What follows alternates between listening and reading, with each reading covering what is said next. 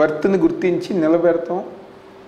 ఎవరు ఎన్ని చెప్పినా ఎవరైనా అపోజ్ చేసినా కాదు, ఆ అబ్బాయిని పార్టీ పరంగా మనం నిలబెట్టాలని చెప్పనే విధంగా ఈరోజు ప్రతి కార్యక్రమం ఈ నియోజకవర్గంలో ఈరోజు అవినాష్ ద్వారా చేయాలని చెప్పాం. దానికి తగ్గట్టుగానే ప్రతి డెవలప్మెంట్ పని కానివ్వండి, సంక్షేమ కార్యక్రమాలు కానివ్వండి ఈరోజు మన ద్వారా జరుగుతుందో ఈరోజు పార్టీ కోసం, జగన్ గారి కోసం ఇంకా పనిచేయాలని చెప్పిన ఒక ఆలోచనతో ఈ విధంగా ముందుకెళ్తున్నాం. సాధారణంగా మీ నాన్నగారు మంత్రిగా చేసినప్పుడు కానీ, ఎమ్మెల్యేగా ఉన్నప్పుడు కానీ నియోజకవర్గం దాదాపుగా అంతకుముందు మామూలుగా అయితే జిల్లా మొత్తం ఆయన చేతిలోనే ఉండేది.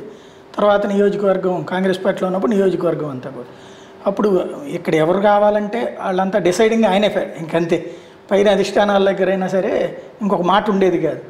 ఇప్పుడు ఆ స్వేచ్ఛ ఇందులో ఉందా మీకు? తప్పకుండా అండి.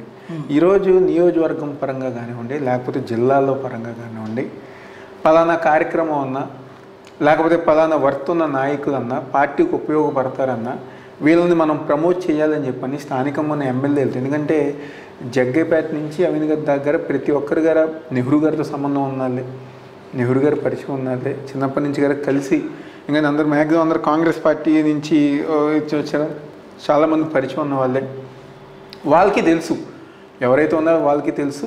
ఈయన రాని సందర్భాల్లో జగన్ గారి దృష్టిలో కానివ్వండి, సీఎం గారి దృష్టిలో కానివ్వండి, లేకపోతే పార్టీ పెద్దల దృష్టిలో పెట్టినప్పుడు కానివ్వండి, తప్పకుండా మ్యాక్సిమం 99% మేము అడిగిన రిక్వెస్ట్, మేము అడిగిన పనులు పూర్తి చేసి మాకు ఇష్టం గారే జరిగింది. అంటే ఇప్పుడు మీ కార్పొరేటర్లు ఈ సీట్లు సాధారణంగా ఇప్పుడు తెలుగుదేశంలో ఉందంటే